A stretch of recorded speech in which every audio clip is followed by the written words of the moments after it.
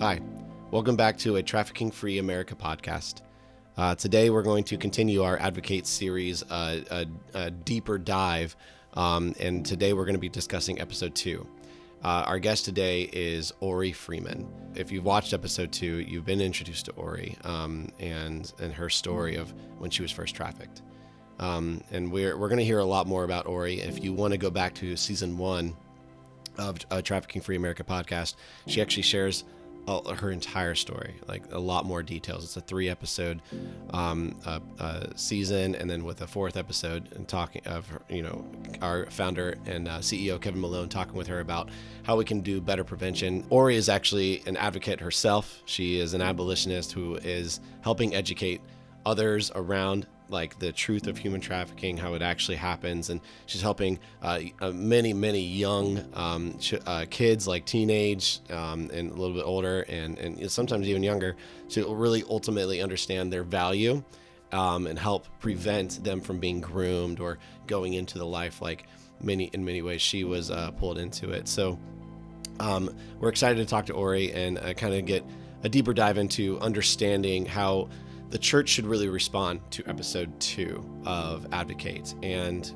we dive into a little bit more about how her life was transformed by others, and how the church can ultimately help transform lives as well when they have Christ behind them, when they have this Christ-centered mindset going forward to ultimately help the marginalized, help anyone they interact with.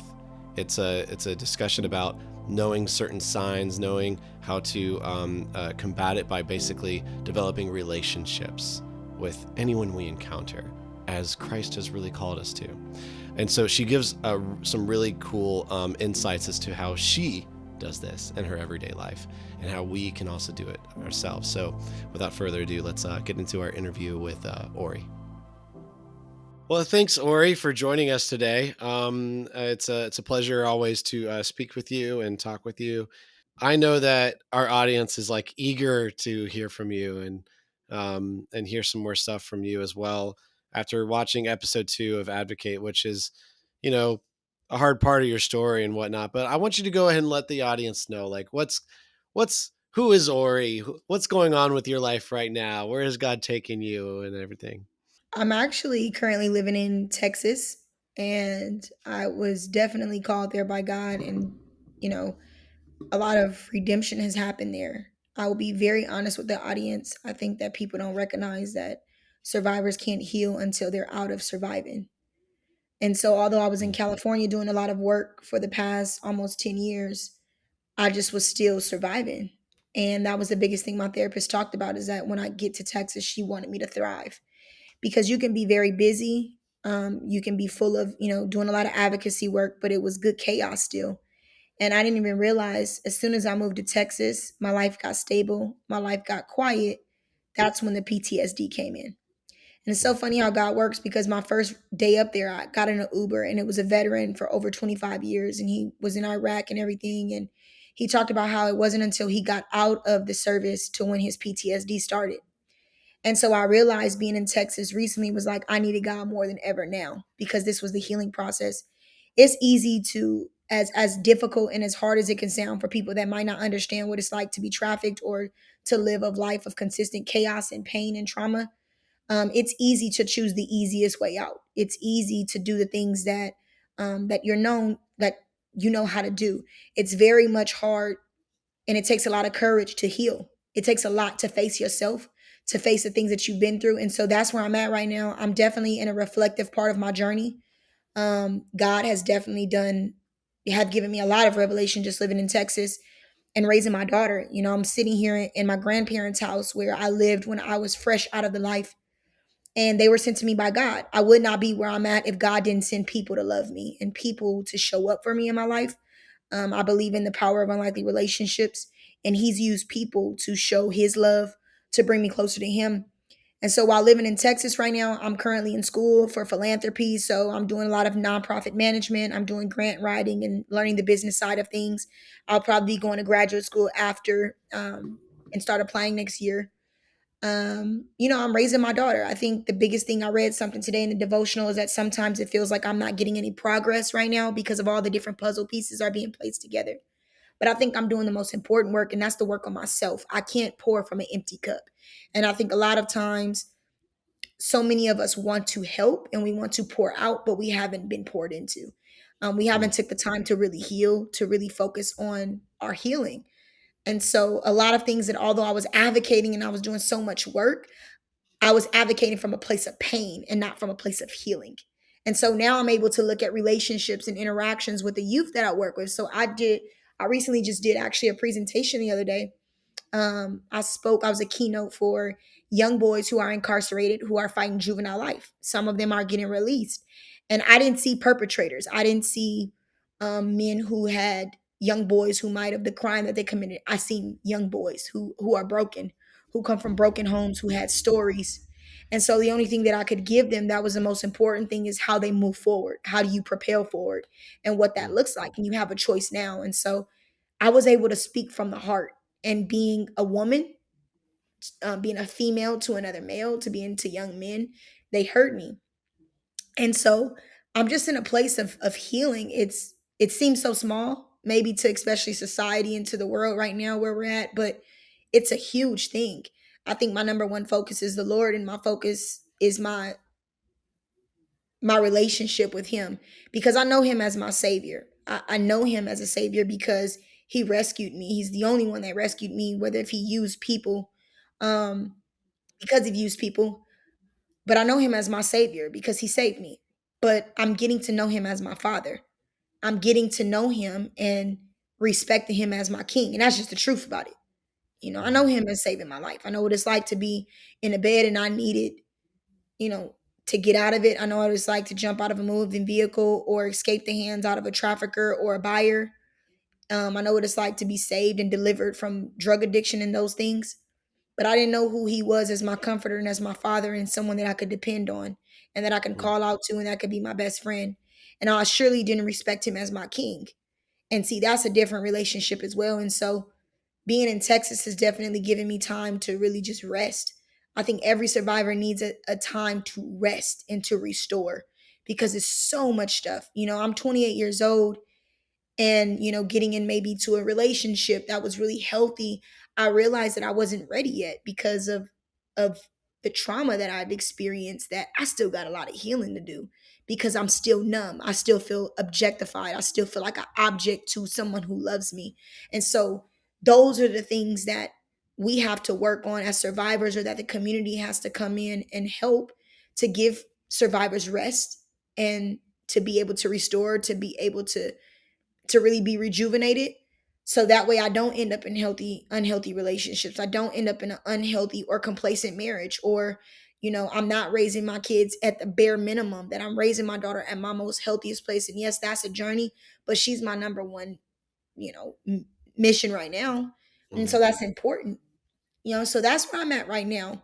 But it's been beautiful. I've been in such an amazing place that I really want people to understand, like, where I come from, growing up in the hood, and even with the trafficking stuff, seeing gangs, seeing drugs, being exploited. It's so, like, the culture even of Los Angeles and just where I'm from in California is so different. And then coming to Texas, where I never realized God sent me people to give me experiences that would plant small seeds for when I'm an adult, right? Like, yes, people tried to help me when I was young, but I just wasn't ready yet. I wasn't in a space to receive it. And now, I'm in Texas, and I sit out on my porch and I watch the sun set. I was in Hawaii recently, being in a wedding, and all three bridesmaids and the bride are all survivors of sex trafficking. And every morning I went out at 5 a.m. to watch the sunrise and to be appreciative of what God has created. That sounds so small to people that have always appreciated that, not from some average kid from the hood, like, and that has been exploited, and who was taught that when the sun go down, horrific things happen. mm, And so I'm just in that place of gratitude of the people that he's placed in my life, the things he has given me, and being reflective about how he's worked everything for my good. When I was in the streets, how he sent maybe a missionary on that track. maybe when I was in group homes and he sent that woman to talk to me, or maybe I was in everything. He worked everything out. I The last bit of detail, at one point when I was with my trafficker, I was a little bit involved in gangs. And the other day, I was talking to a young woman who's still being trafficked, and her trafficker is a pimp that is in a gang. And I had a moment with the Lord where I was like, man, God, although the circumstances on how I was removed from the hood might have been a little bit extreme, I'm so grateful because I could imagine what my life would look like being stuck in a Mhm. sickness, stuck in brokenness, just stuck, and thinking all that life that's all that life has for you. And I was just grateful. And you also, I'm recognizing in therapy, I do a certain type of therapy called EMDR. I talked about it recently, which is, it basically helps people that have experienced a lot of PTSD reprocess their trauma and not just talk about it, which has been extremely helpful. They've seen it in even people that have been in the service, and who just experienced a lot of trauma. And so we're just talking about survivor's guilt of why me, like why me, what made it. And if I can give any component of what I've been learning about myself, talking to family, was my willingness to take responsibility for the things that I do have now and that I can Mhm. change. Mhm. Um, Another skill is being open to relationships, being open to love. I'm so used to my whole life, I chased rejection, but rejected the love of Christ, rejected the love from people that were healthy because it wasn't familiar to me. And so those were really good skills that I've always had. I just didn't acknowledge them or couldn't recognize them. And so for anyone else, those are things that now when I see in other people, and then I try to pour into other young adults, is teaching them how to allow people to love them and why, and to build relationships, because it's the only way that you can do that. It's the only way. You can't do it by yourself. And so that's where I'm at right now. I'm not in a place of isolation. I'm just in a place of solitude. Do I have my up and downs where I have to get really laser focused on what God has called me to do? Absolutely, because you can stay stagnant as well. So that's where I'm at. It's not an easy journey. I have trauma reminders all the time, especially going in and out of friendships. I'm learning moving to Texas, especially being around in a godly community, going to church, being in Bible study. Um, I realize I still have a lot of growing to do in those areas because I've learned to not be defensive, and that the world, not everybody is here to try to attack me, or do you want to be right? I once heard someone say, do you want to be right or do you want to be free? And so that has helped Mhm. me along in my process. And so that's where I'm at right now. Being a mom, single mom, navigating the ups and downs of that. My child's father recently in California was shot, multiple times, and trying to navigate what life used to look like and how you let those things enter into your world now to Mhm. still be able to be a present mom. Um, and then going to school and then working and honestly being obedient to the Lord. I don't have a good job right now, but it's definitely, I'm learning that when you obey God and when you follow the path that He's created for you, He just shows up.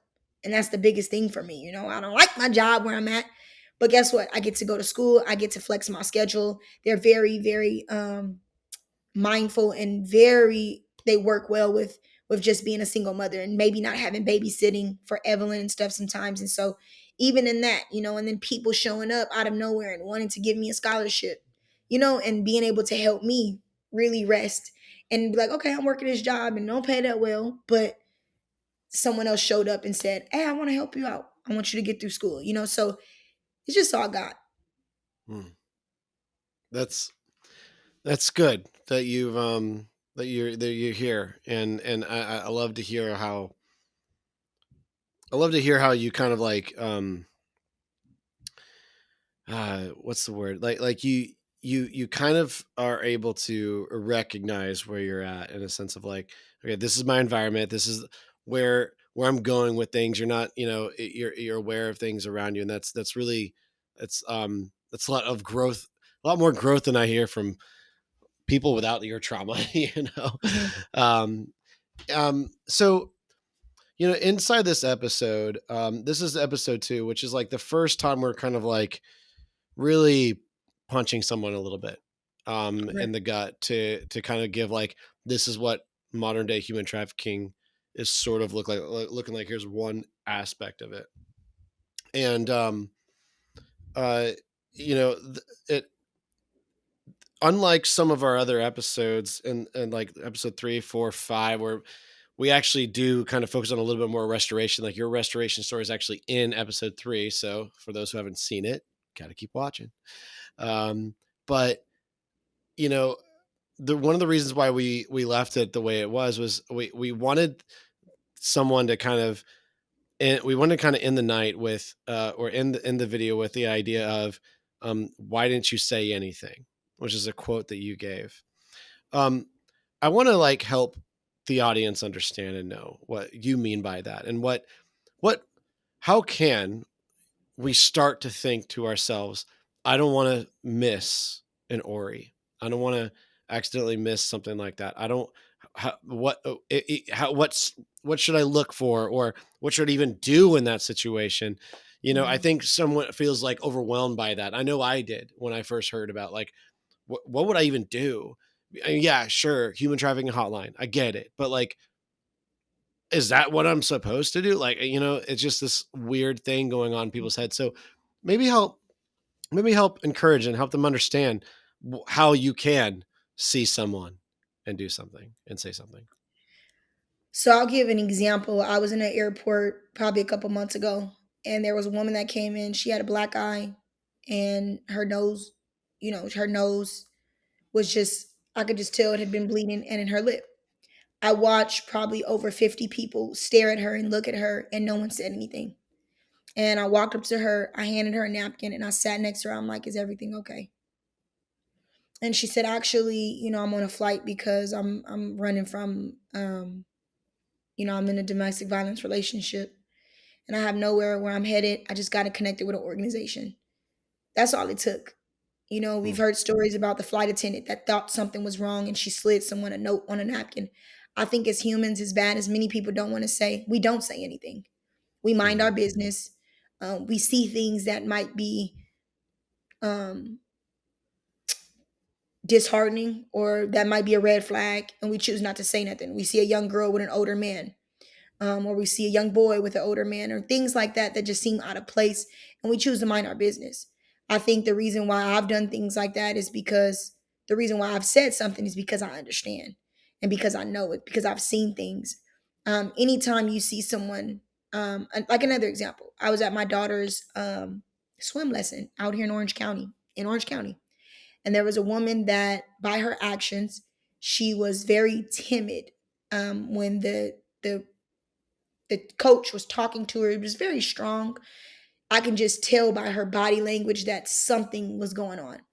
Well, when she lifted up, she had her hoodie on. She had two dark circles, two black eyes right here. And one I could think, well, maybe she just has cosmetic surgery, something like that. And so I looked at her, I began to talk to her, and I was like, "Oh, do your daughter always swim?" And she's like, "Well, I don't really bring her all the time. My husband do." And so we started talking, and she's like, "Well, what kind of work do you do?" And it was just casual conversation. I was like, "Well, I do a lot of work in sex trafficking, domestic violence, and that's been my kind of like my story and testimony." And she was like, "Wait, what?" She was like, "They have services like that out here." And I'm like, "Actually, they do. They have mm, programs for women who need to leave or men who need to leave hard situations." And she said, "What are the names of those programs?" And so it didn't cause me to ask what's going on. I give mm, her the opportunity. I give her the resource, and then she can take what she needs to. Now, she could have made a choice to say to me in that moment, you know, "Hey, I'm experiencing that, but I know that that was the best that I could give right there." And I mm, think the biggest thing is just like we see stuff, we don't say nothing. We say call the hotline, but how many people actually dial 911 or call the hotline and call the police? Or if you're in a store and you see someone maybe buying a box of condoms, I don't mean to be vulgar, but this is the stuff that happened, or a lot of toothbrushes, mhm, or you just know as a human being with a heart posture. I think the biggest thing is our heart posture hasn't changed to this. I think a lot of people still believe that it's a choice. They look at it like, well, she's old enough to do that. Like, she's been doing this for a long time. So those are her decisions versus not seeing them as a human being, as a child of Christ, and somebody that's just broken and vulnerable. I think that we might see people out in the open, whether if we're at a gas station and they're sitting at a bus stop, oh, she must be on drugs. Instead of asking somebody, does they need the help? And maybe if they give you the finger, maybe if they say what you don't expect or you want them to say, you then brush it off. All you can do is present an opportunity for somebody to give them a resource or even call. Are you okay? Do you need help with anything? Is there anybody I can call? If you don't feel comfortable about saying, hey, is there anybody I can call? Law enforcement, you say, is there anyone do you need me to call? It could be a family member they might need to call to get out.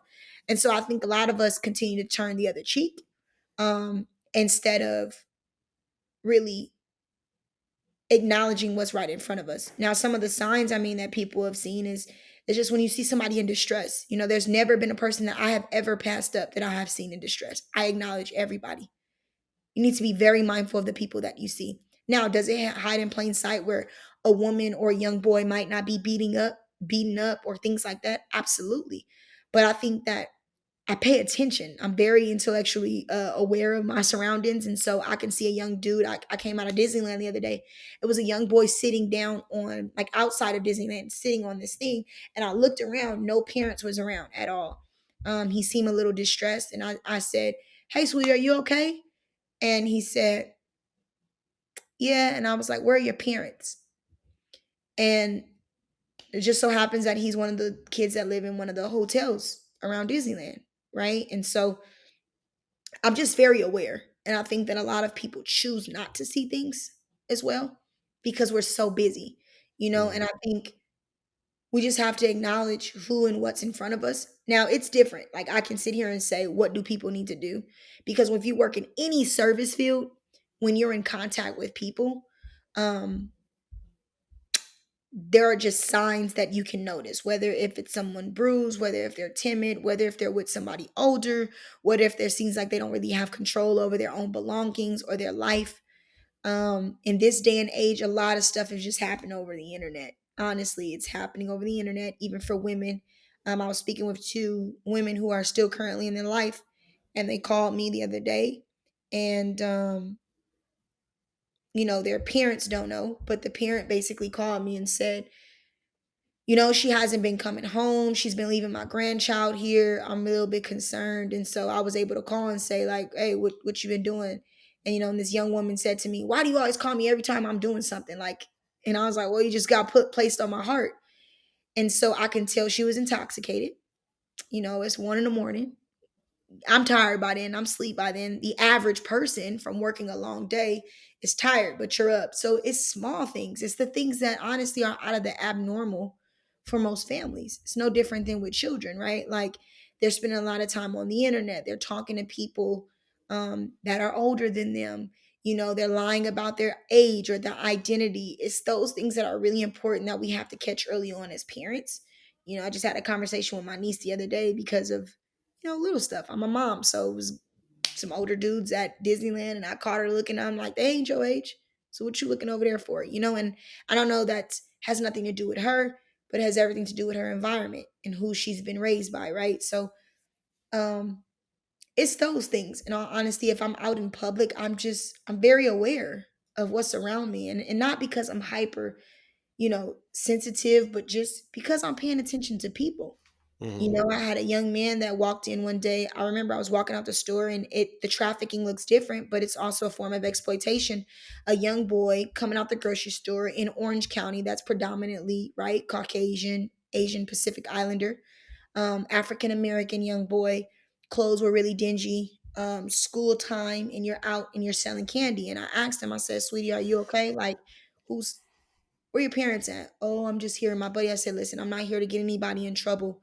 But why are you not at school? And he was like, well, I gotta make money. And I said, well, baby, you're only, how old are you? And he tried to lie and say 16. And he was like, no, I'm 12, miss. And I'm like, sweetie, you should be at somebody's school. And all I did was wrote my number on a piece of paper. I mean, what most somebody could do? Thinking Mm-hmm. somebody could track me down and try to, it's not that serious. Some cases Yeah. are when they're extreme, but in that moment, I acknowledged him. I wrote, actually at the time it was my mentor. I wrote his number down because he answered emergency calls. I said, listen, you need some shoes, you need clothes for school and things like that, or your parents need help, just call this number. Okay. I could have gave him a resource, right? I could have done that, but knowing that African American male who drove out here from Los Angeles, like they're not gonna call a resource, right? Because somebody has to look like them. It's the most simplest things that we choose not to do. It's little things. I didn't have to put him in my car and save him. All I let him know is I gave him that resource, and I also told him, listen, if you don't do anything else, I need you to stay in school. Because if that's all you have, I need you to do that for me. That's it. And letting him know I see you and life can get better. I promise you. It don't take that much. I think that we focus so much on the rescue and the once we identify of how do we save this person, and it's not your job to do that. I think it's to be able to provide resources and help somebody get to the next stage of their life. I wasn't ready at 16, Yeah, you like know? how yeah, like I feel like you're like kind of just given a strategy of like constantly plant seeds, Hmm. right? That you probably will never see blossom. And so it's a mindset of like I will not see this blossom, but I will still plant this seed. Hmm. And which is in many ways I feel like what Jesus calls us to do on a daily basis. How many people would you say planted seeds in your life if you were to like try to Ooh, think about it? honestly, over hundreds of people. I was just talking to my grandparents about that literally last night, how I didn't have appreciation for music, for art, for nature, right? And I remember sitting on this exact couch I'm sitting on. And I was like, Grandma, I can't wait to go out the country when I'm old enough and I'm fresh out of the life, right? I'm thinking, yeah, my pimp used to talk about traveling, all this stuff. And my grandmother said, baby, we have beautiful beaches right here. Nah, I want to go somewhere else. And then I text her probably a while ago, about a month ago, and I was like, Grandma, thank you for telling me that years ago of how much beauty is surrounded and to stop and smell the roses right where you are, right? So it's Mhm. all those things that are Grandpa, am I gonna be too loud? Okay. She hasn't came back yet. Sorry, audience. You're good. And it was just little things. I remember there was a African American male, and that's important, right? Like my trafficker was African American. I had really strained relationships, and I remember being still in the life at 14 years old, and I went to this group home, and he was an older male, and he used to tell me, I used to mouth off. I was very, when people would might approach me on the streets, and even if they wanted to help, I was the one that would cuss you out. Like, I don't need help. I don't need God. Leave me alone. Them church people took me out of the church. Like, it's all that, right? And I Mhm. remember one day he sat down. His name was James, and he said, baby girl, you have such a, God has a plan for your life, and you are so beautiful inside and out. Your face needs to match your mouth. And I'm like, what? He was like, your face needs to match your mouth. Your etiquette. You are a young lady. It's going to be much harder for you anyway because you're a black woman. So learn how to refine yourself and embrace that. And so like it was those small little things that you don't think are really important or really big, and they are, right? I'm learning a lot of that with my daughter right now, right? So she doesn't like to clean up.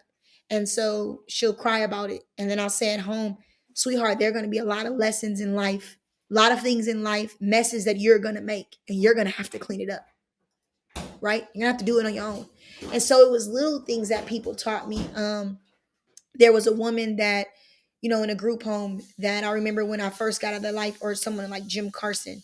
It was small things. I look back and I see how God, although I was like in juvenile hall or group homes and coming in and out of the life of trafficking, it was just things that people taught me. They were life lessons. Like people didn't need to sit down with me and say, you're living a life of prostitution or exploitation, and God has a plan. And I didn't need that. They were planting seeds of life. Listen, when you get an adult, you have to learn how to communicate appropriately, because when you get out in the real world, nobody's going to hear you.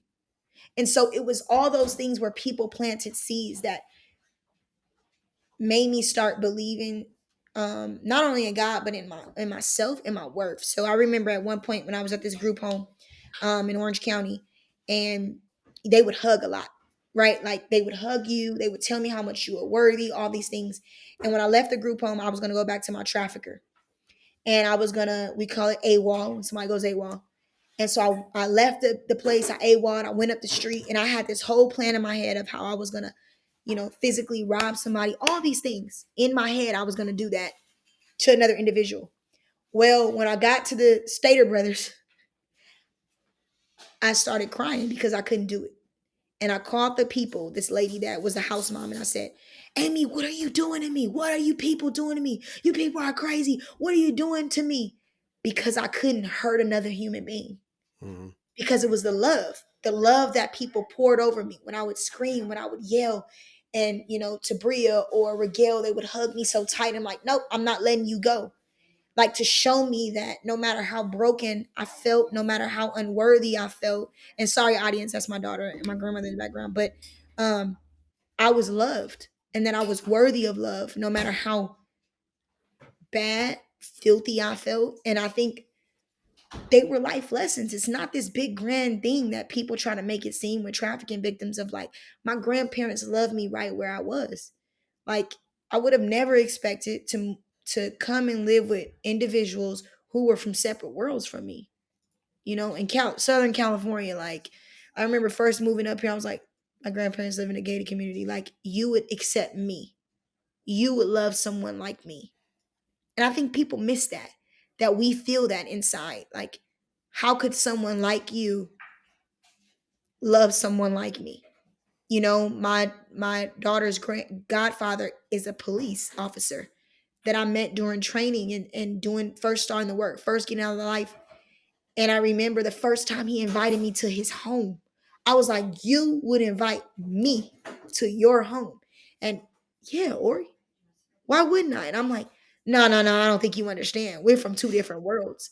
And I think that so many of us survivors and advocates feel so like we're from two different, like, galaxies or something. Because Mhm. why would someone like you acknowledge me, love me, serve me, pour into me?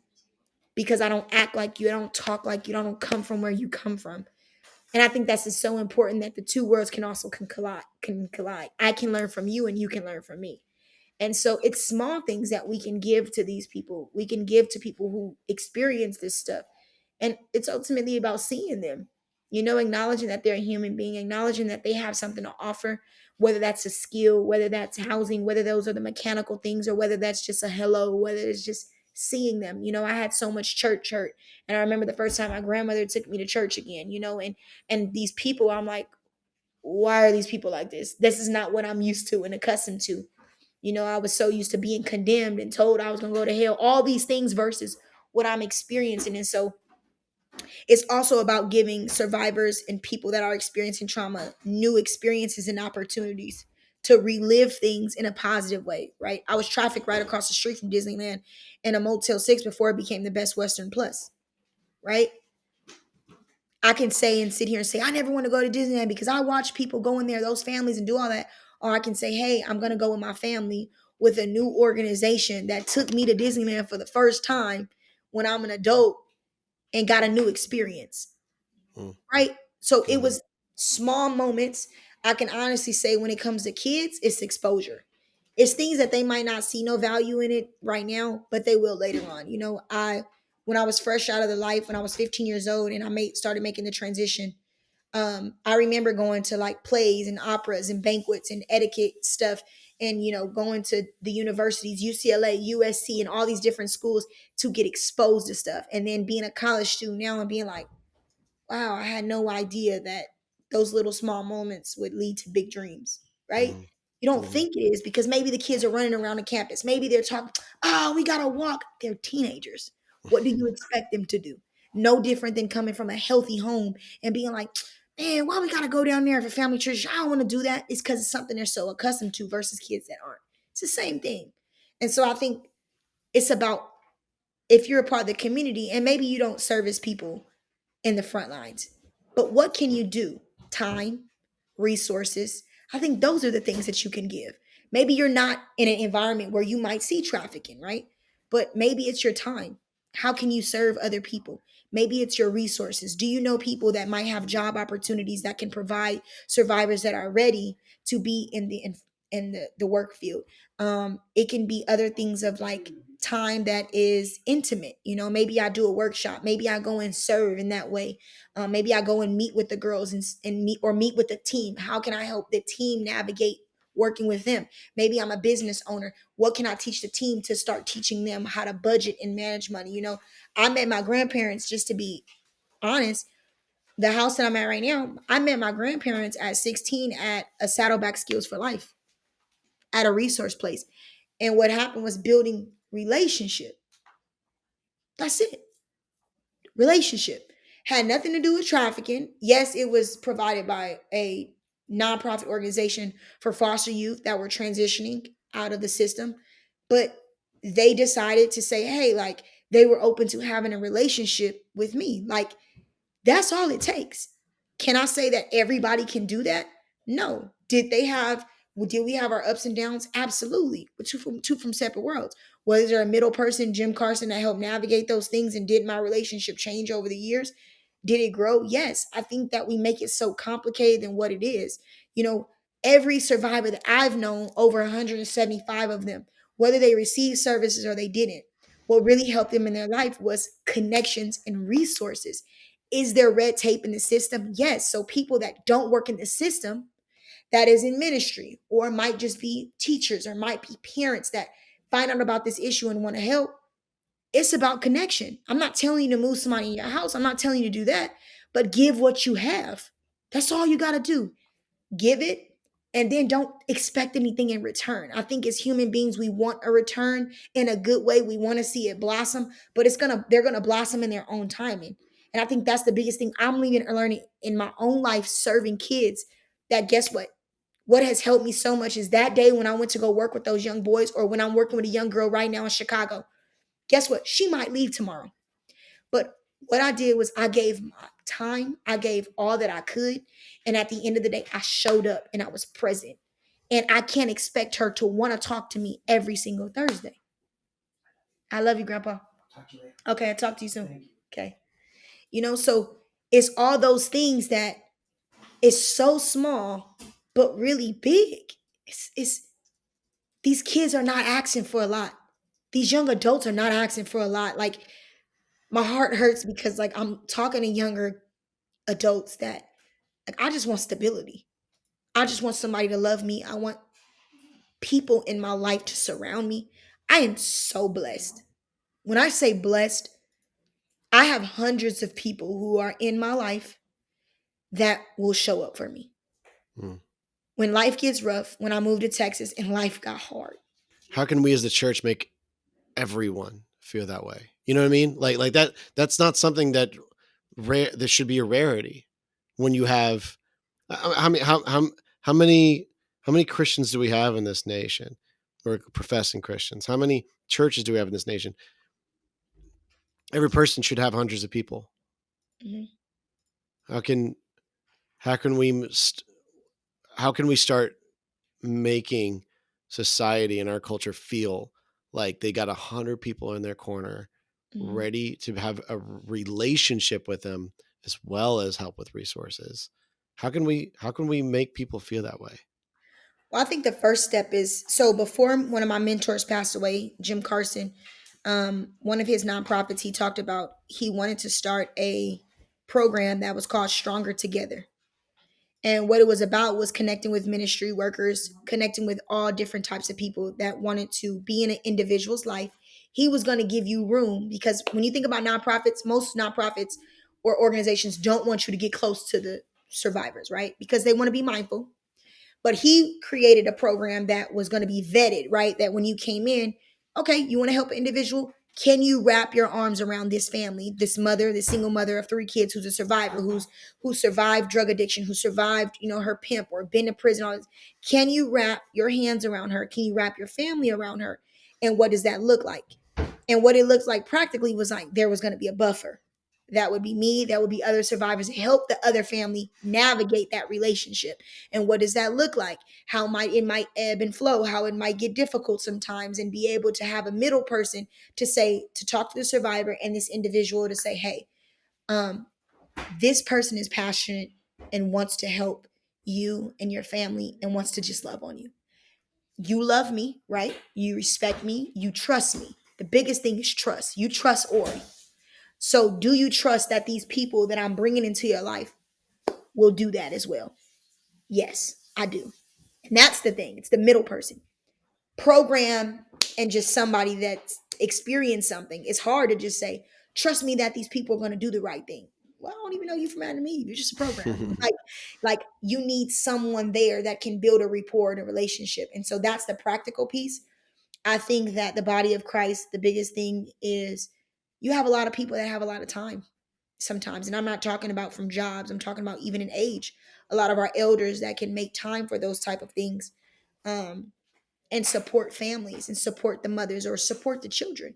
And I think sometimes we want the hands-on stuff, or is maybe it's help supporting the mom to give her two children an opportunity to be in a sport and she can't afford it. But then we start slowly like, hey, we're gonna help you put these kids in some type of academia or something. And then we're gonna come to the games. And then we're gonna come to the ceremony, right? It's those things how you show up. How can you create opportunity for believers or non-believers, it doesn't matter, however that looks, to show up? Because that's the biggest thing is the consistency and the show up. My grandparents, just giving them an example, and other people have been to Evelyn's birthdays. When I dedicated Evelyn back to the Lord, her godfather was there. He thought that he would, it would be a whole bunch of people. It was just them, right? Like, and when she has birthday parties, people show up. Christmases, Thanksgivings, like it's the constant stuff that what do you do with your own family? It's not that hard. And so it's the show up. How can you help support? A woman named Karen has an organization called Hands to Feet. Every Mother's Day, my father is no longer living, my mentor Jim, and she sent us a card. She sent us some goodies. Like she sent us little things. I was like, wow, that's really sweet. When you're younger, you like, what you sending me a face mask for self-care? And I'm like, oh, thank you for this lotion. Now that I'm an adult, right? And I'm budgeting and I'm all these things. I'm like, man, thank you, Karen, for that. It's little things. It's not that, it's just to show up for them. But let me ask you this though: when it comes to someone showing up, which is extremely important, and I would argue that there are people that do show up, but I think this. What's the heart behind it?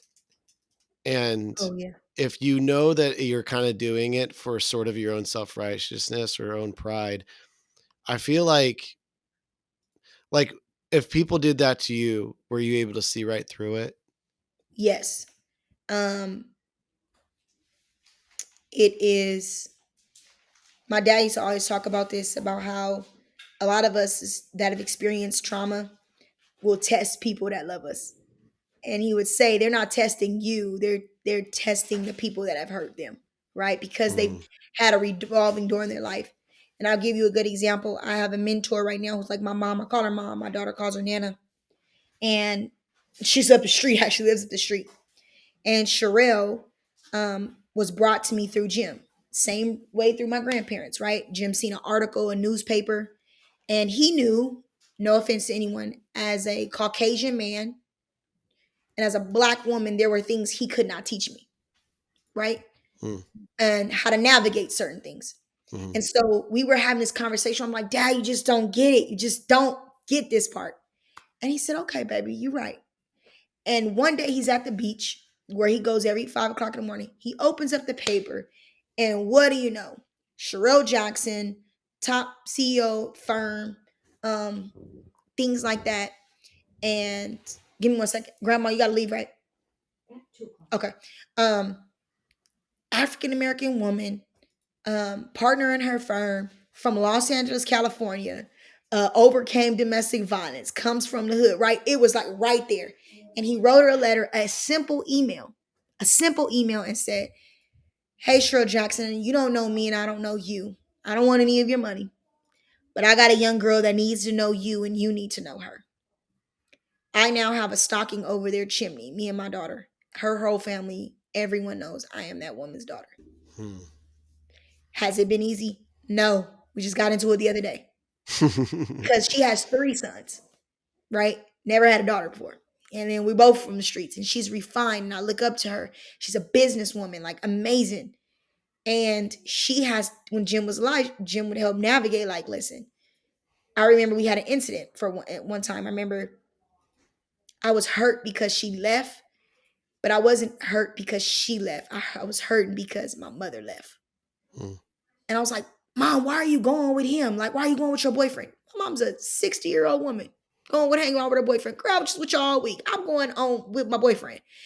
And I remember it was like little Oree showed up, not 20 something year old Oree, 15-year-old Oree that was 9-year-old Oree that was abandoned showed up. And so I was scared. I was like, Mom, like, why are you leaving? And it got to the point where I was like, well, I'm just packing my stuff. Me and my baby, we out of here. I don't got to deal with this. Like, I mean, somebody that put completely on stage, nobody would recognize, right? Now she could take that and say, I can't do this with Oree. It's a risk. It's all this. And every time afterwards, when the other day, we had a conflict because I was like, you do stuff that's convenient for you. And she was like, I love you. I give you my 100%. Now, if your feelings are hurt about something, you need to say that to me. Once again, younger Oree showed up, not adult Oree. And I was like, Mom, I'm so sorry that I was disrespectful. She said, you didn't disrespect me. You hurt my feelings. And I love you. It's nothing that you can do to make me not love you or Evelyn. But how many people actually would do that? Most people Mm-hmm. would get in a conflict and say, oh, I can't deal with this youth. I can't do this. This is really hard. Well, love is Mm-hmm. hard. You do it Mm-hmm. with your own kids. So I think that's the heart posture, right? I could see right through stuff. I know that she loves me. I know my grandparents love me. I've also known when we had a moment when I first lived with them, we talked about it last night. They moved me into their home, coming out of their life. Whew, that's difficult, right? I left on New Year's Eve. I wanted to go out, hang out with friends. My grandparents said, no, it's unsafe. We don't want you driving all the way to LA in the car. We don't want you drinking, right? Instead, I lied, said I was going to work. Of course, his grandparents, they went up to my job to just support me, like, baby, we're so sorry. Like, if you want to go out and do something with us, well, guess what? I wasn't there. Mm-hmm. So they prayed. They said, you know what, Oree, you've been here for a while, and this is obviously something you don't want to do and abide by these rules. So you have to figure out a place. Most people like, you put her out. No, they didn't. I didn't follow the rules. I didn't listen. Did they still continue to support me? Absolutely. But I had to figure it out. How did they balance that tough love with also staying with you? Like, because you mentioned in your story how, and not in the specifics about episode 2, but if anyone who hasn't listened to season 1 of our podcast, Trafficking Free America, please go listen to Oree's story. But you mentioned in your story that like your mom, you know, said, "I'm done," right? What made this different in this situation? I want to make sure that the audience understands that tough love can be necessary, but there's a big but there. And what is that?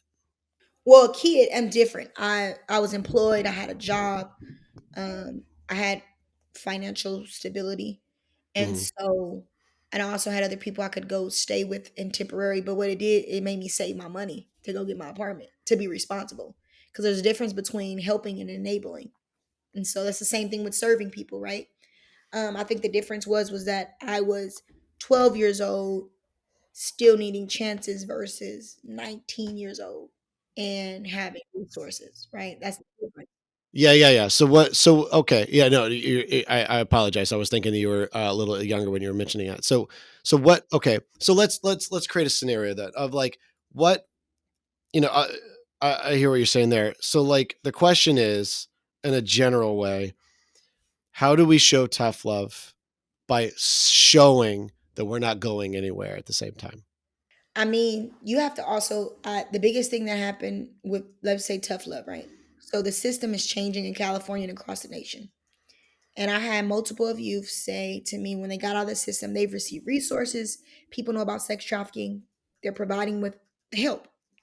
Okay, y'all want opportunity? We gave you opportunity. And you know what they told me? The system coddled us. And I'm like, what? What do you mean? And they're like, well, when we got into the real world, nobody cared that I was a sex trafficking victim to give me an apartment. Mm-hmm.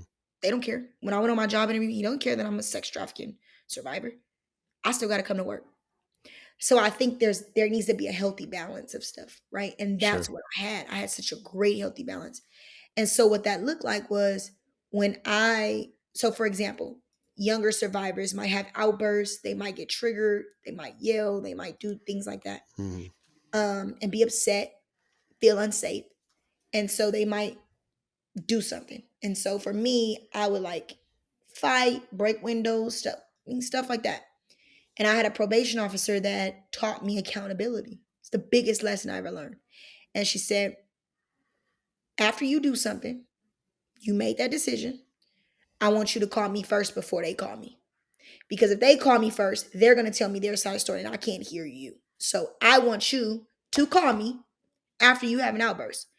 That taught me accountability. I promise you, for my whole life. That's probably why I'm so good at certain things, because it taught me to take responsibility.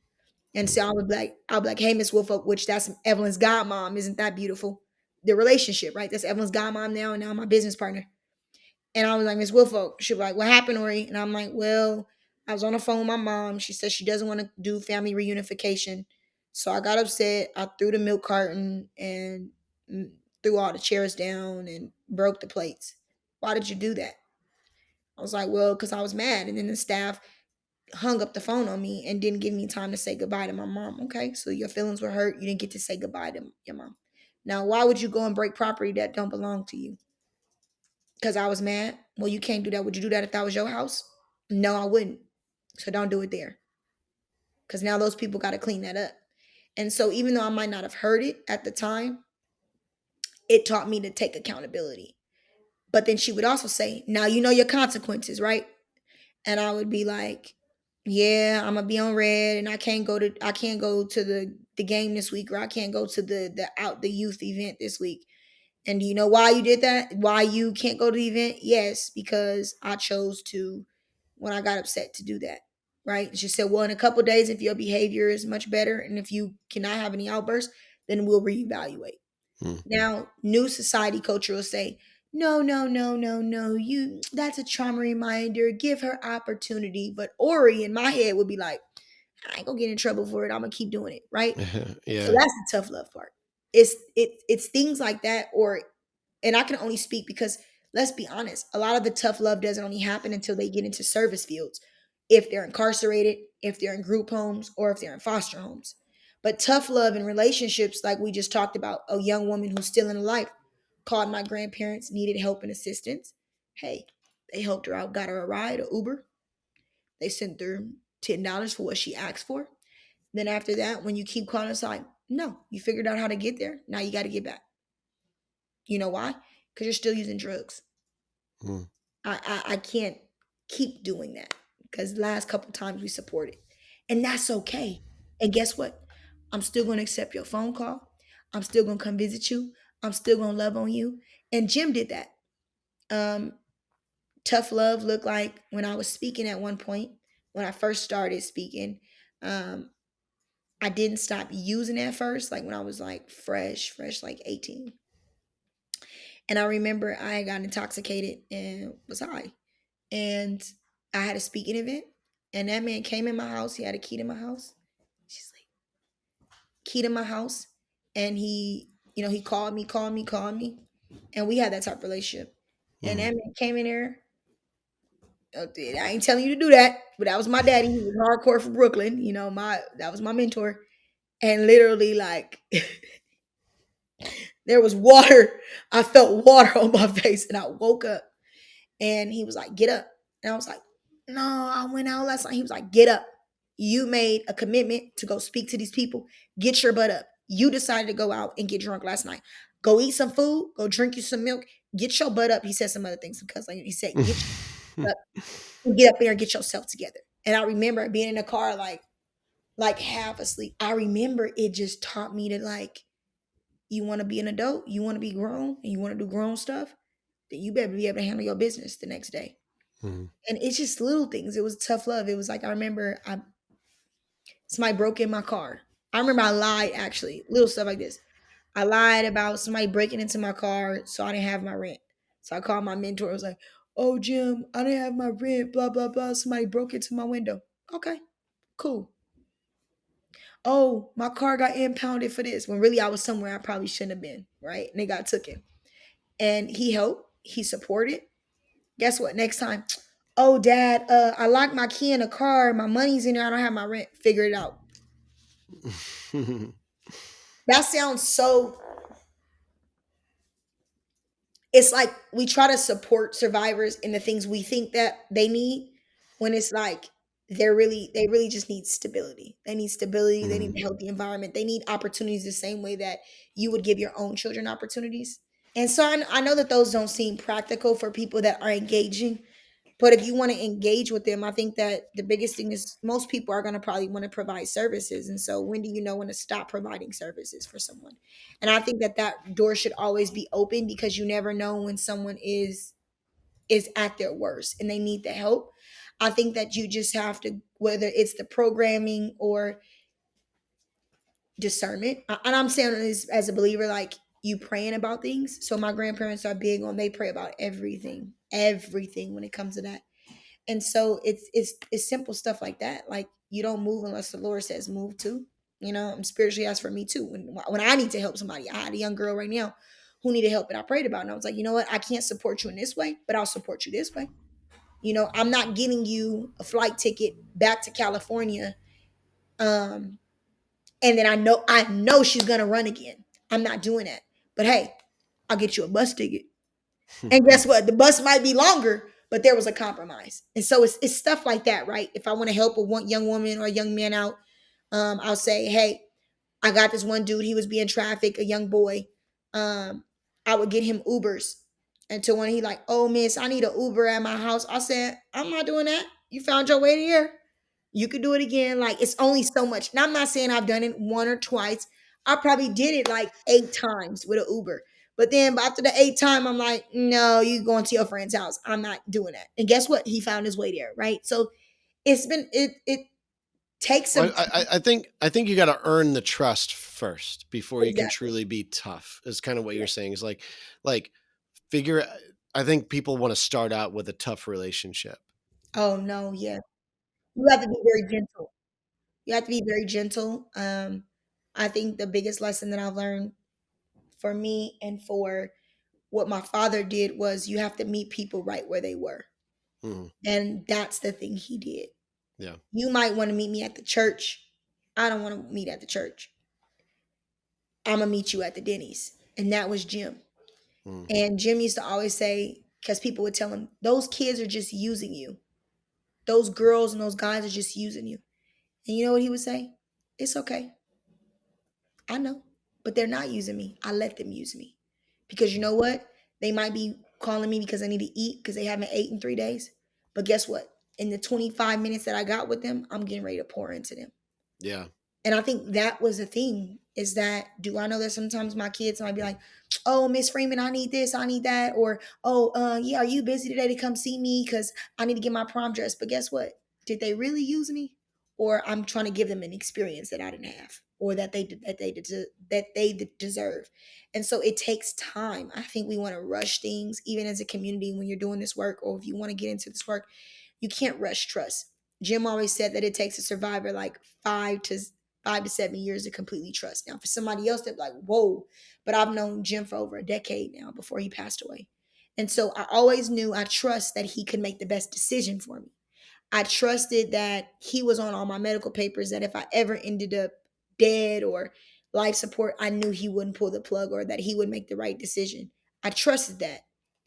But it wasn't until um, right before he died last year, we were at the beach, and I can't explain it. I've always called him Pops. We all called him Pops. All of his kids called him Pops. All of his mentees. And it just happened naturally. We all called him Papa or Pops. But it was one day we were on the phone, and you know, when you're a trafficking victim, a lot of times you call your trafficker, your pimp, like daddy and stuff like that. And it was one moment when he was like, "All right, baby girl." He was like, "All right, baby." Now anybody else would be like, "That is so inappropriate," but it wasn't. It was so fatherly when he said it. He was like, "All right, baby girl, I'm about to go to sleep." And it was so nurturing. And I could tell you, after over 10 years, our relationship took a pivot where I was like,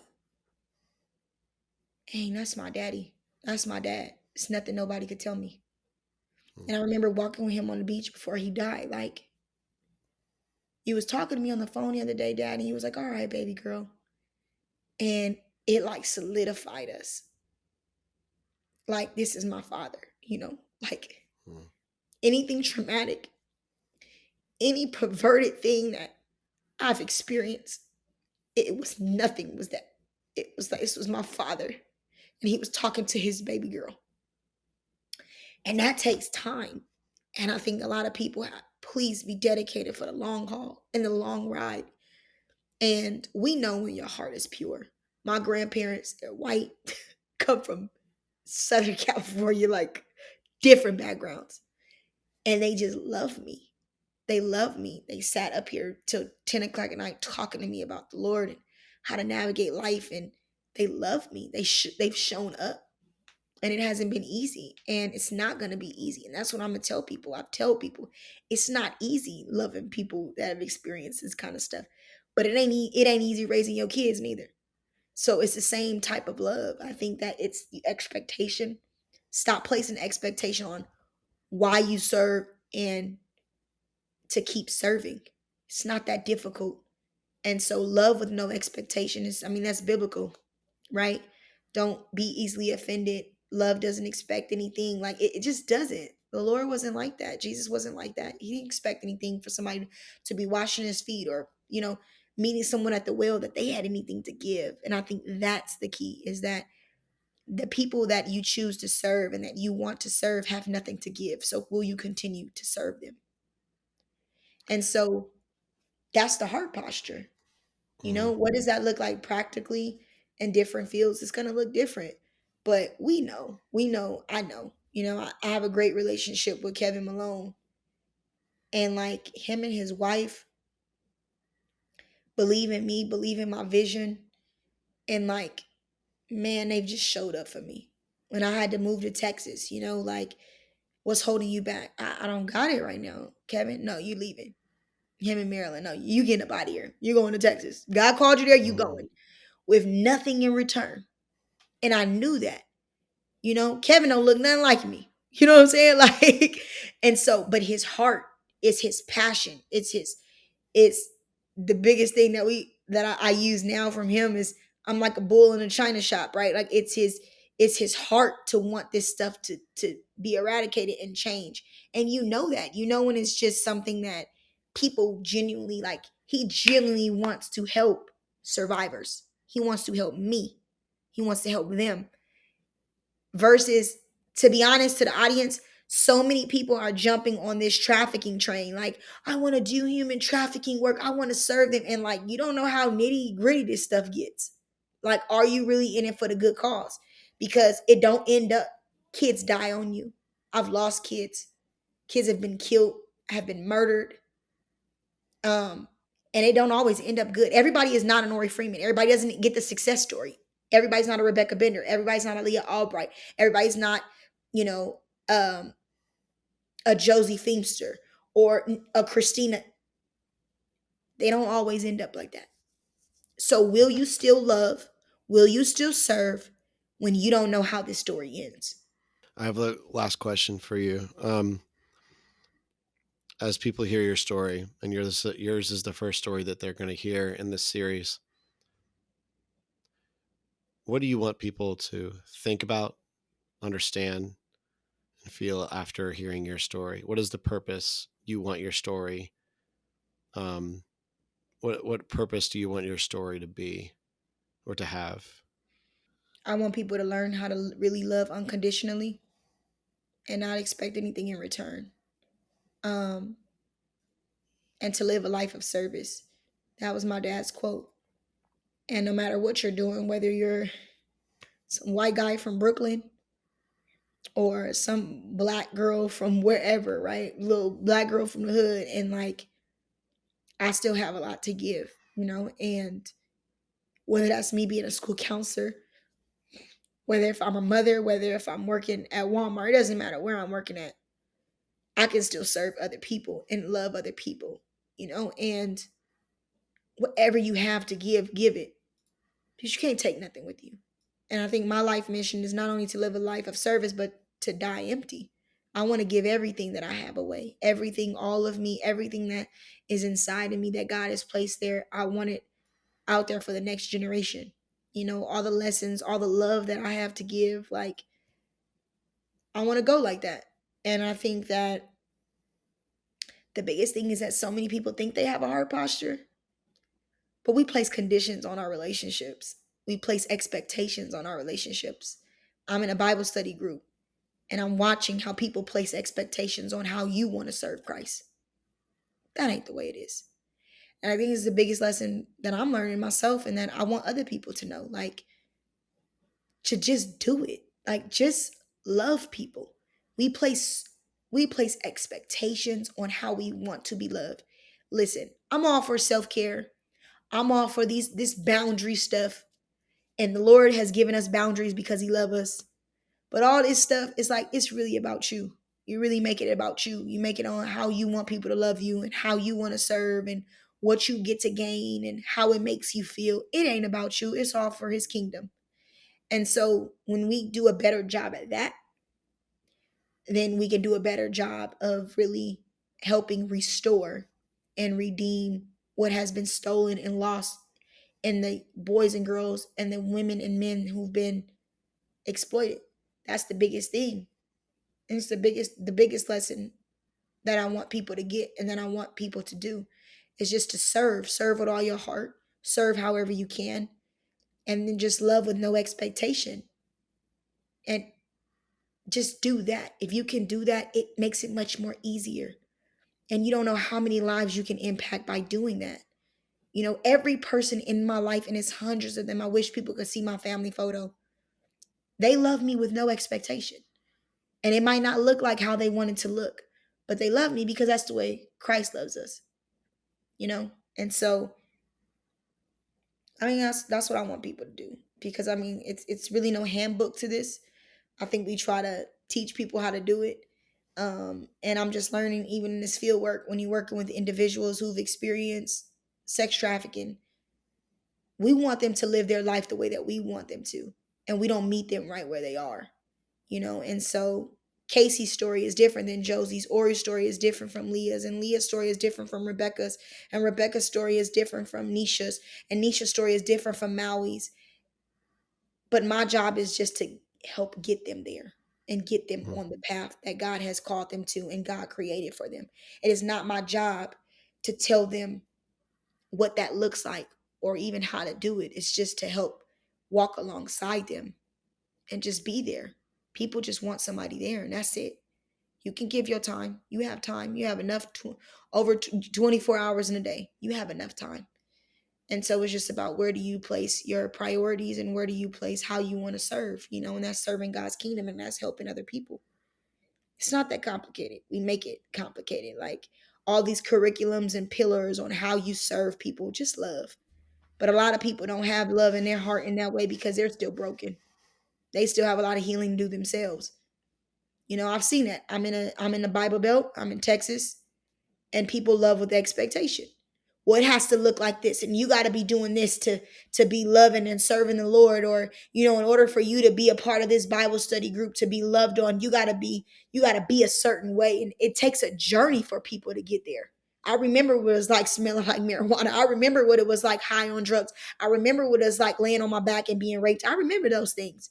I remember what it's like for people to look with disgust and not have hardly anything on and people judging me. And you know what somebody did? A white male at that, when I got into that group home and I got off the streets and I would come out with provocative clothing and we would be going to transitional classes, he would be like, you ain't wearing that. Go change your shirt. You can't get a job like that. Go put your clothes on. Like, and yeah, it was tough love, but it was love. It was like addressing it and not saying you can't go because you're dressed like that. It was like, this kid has just been sexually abused, like violently raped over and over again. Of course she would wear that. But you know what I'm gonna do? Teach her how to dress and give her some examples. Not that hard. Instead of talking about people, um, or just make it bigger than what it is when it comes to that. And so we have a I've seen it. I can't sit here and bluff to people and say, "Yeah, we're doing an amazing job in the sex trafficking field." I'm not going to do that because a lot of times I sit in meetings with kids and what they're asking for, we're not giving. This kid is asking, they're telling you they don't want to be bounced around. They're telling you they want stability. They're telling you they want a home where they can be loved, where they want their picture on a wall and not see your whole family and not see their face. It's not that hard, you know? And so I can do that though, right? Because I've lived it. So I know what might be needed or how to interact with young boys or young girls or other adults and to be sensitive to certain stuff. but I still have to show up with my heart and not expect nothing either. I mean, that's the biggest thing. I don't expect to be able to go to every graduation or to be able to be in that kid's life. It's gonna be like you don't always get the good end of the stick when you come in contact with somebody that have experienced sex trafficking, like, and have lived through it. Sometimes you get the bad end of the stick, like when they're fresh out, when they're angry, when they're hurt. You might not get the Oree that has done some of the healing process. So just stick with it, love with no expectation, um, and just stay in it. Just stay in it and just be there because the right opportunity, I'm telling you, that time when I left my trafficker and Jim had to meet me at that Denny's, he could have said, Oree, I always come to this Denny. This is the 26th time and you're never ready. Or he can say, you know what? Okay, Oree. And that was the day I wanted to go back. So don't close the door because you wouldn't do it on your kids. So it's the same thing. It's the same kind of love. Well, thank you, Oree, for your heart, your time, your passion, and insight. Um, we're hoping that we're hoping to keep learning, to learn from this series, and to keep learning after this series, and ways we can approach this. I like how you said this is not a, even though we're going to have a study guide, even though we have it, this series, there's no handbook to this, except maybe the closest one is how Jesus told us to love, and we have a scripture for that, right? Yep.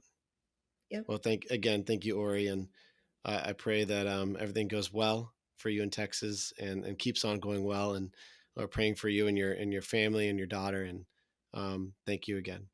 Thank you so much.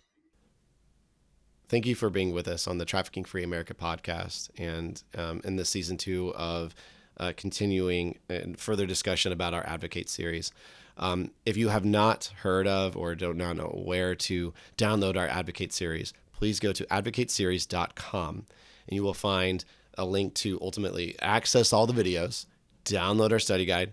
All this is for free, and we also put some additional resources on that website so that you can, as you deep dive into these episodes, you can access our resources to kind of get a better idea on educating yourself, getting some ideas on how you can get plugged into ultimately combating human trafficking if you feel inspired or you feel God calling you to do more. The U.S. Institute Against Human Trafficking created this Advocate series to help educate the church so that they know a little bit better of an idea of how they can react in a Christ-centered way on combating human trafficking. And one of the action steps we give is to actually become an abolitionist. When I say become an abolitionist, I mean by going to usiaht.org/abolitionist and signing up to be an abolitionist. It's our abolitionist project. It is ultimately a way for you to subscribe and receive resources.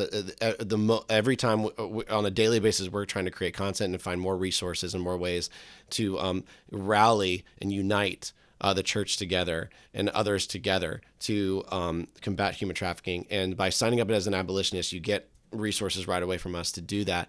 But we also ask our abolitionists to get involved in one of 3 ways. It is to either help raise awareness. That could be anything from sharing things on social media, just continually talking about this with your friends and family, those who are you can influence in your community, possibly even taking our TFC program, our TFZ, Trafficking Free Zone program, bringing that to businesses so that they can become TFZ zone, trafficking free zones, and maybe taking this Advocate series to churches or any group you want to, and helping raise awareness. Another way is to volunteer. If you want to volunteer, we have a program. We have several programs at the U.S. Institute Against Human Trafficking that you can actually get involved in right away as a volunteer. But also, this is a nationwide thing, and we are continually partnering with other organizations such as safe homes, foster care agencies that are in pregnancy centers, multiple places, multiple resources that are helping combat human trafficking or helping the marginalized that really affect those who are being groomed or brought into human trafficking. And so if your heart is to volunteer, if you want to spend your time doing that, we want to help get you plugged in. So by signing up as an abolitionist, and if you want to volunteer, you can actually schedule a consultation meeting with our team at the U.S. Institute Against Human Trafficking to help get plugged in the right way, like where you're located, as well as your time, as well as your talents and skills and heart. We help try to partner you with the right organization to start getting involved. And the third aspect is helping raise funds. Even making this advocate series is thousands of dollars. Creating content and helping raise awareness on a continual basis costs a lot of money. These organizations that we're going to help plug you into, everyone needs funds to help make this happen. We are fighting a $150 billion industry.